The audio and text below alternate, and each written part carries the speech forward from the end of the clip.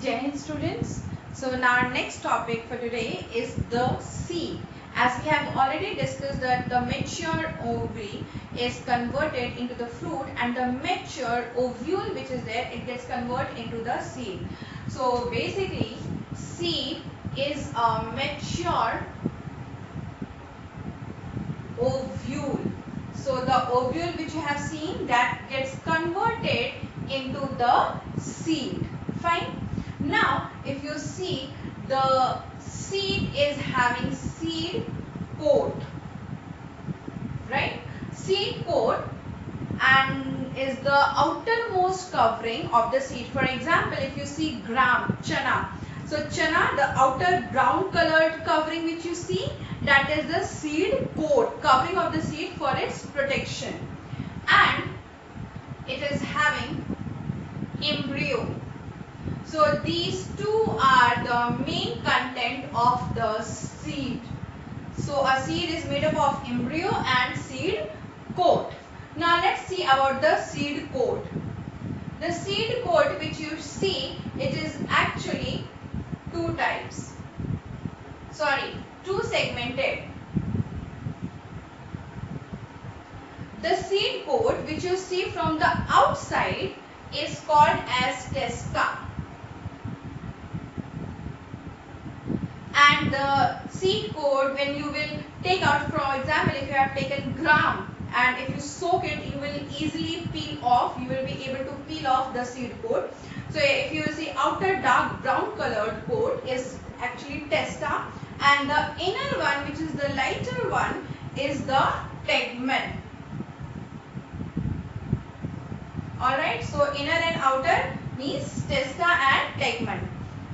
Now these testa and tegmen is actually made up of integuments.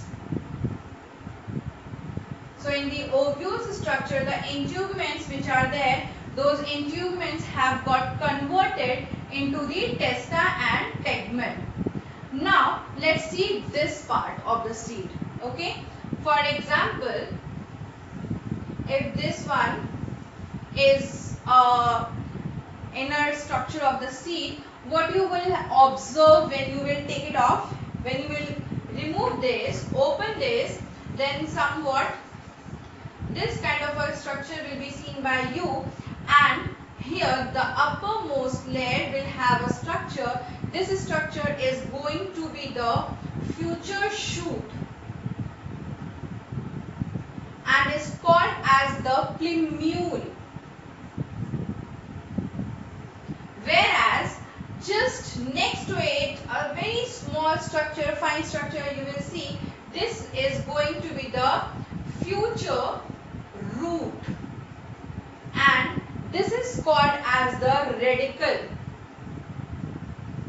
You can do this at your home also. Soak a gram, and after that, if you will when it gets sprouted, after that you just open the seed coat, remove the seed coat, observe testa and tegmen, and then further you can open the seed, because it is dicotyledonous, it can be easily divided into two parts, so you can divide it out, open it, and you observe the plant. If it has got sprouted, you will see the upper part is having a very small leafy structure will start developing from there, and down below you will see a very small thread kind of a structure is there, which can be the future root, which is the radicle. So this is how you can observe.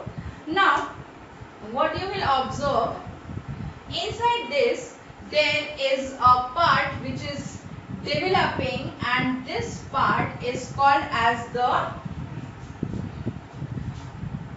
this is actually the cotyledon.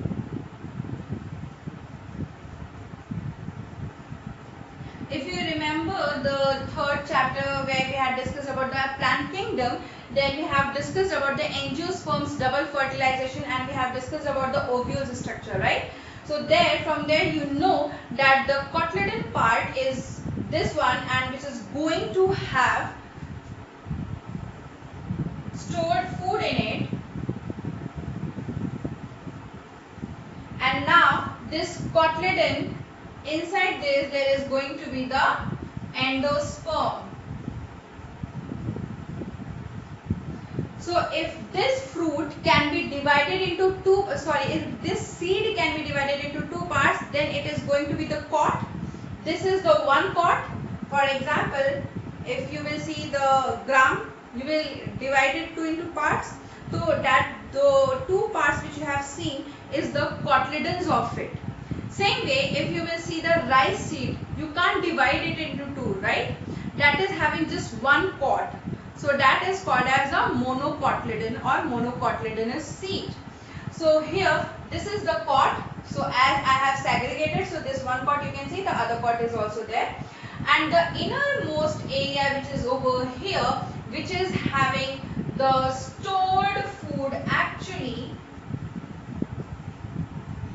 this is called as the endosperm. So cotyledon is having endosperm in it, and this endosperm is going to have stored food in it, which will help the future shoot or plumule to generate or to get developed. Fine. So this is the structure of a seed. Now let us see this further, that these seeds are of how many types.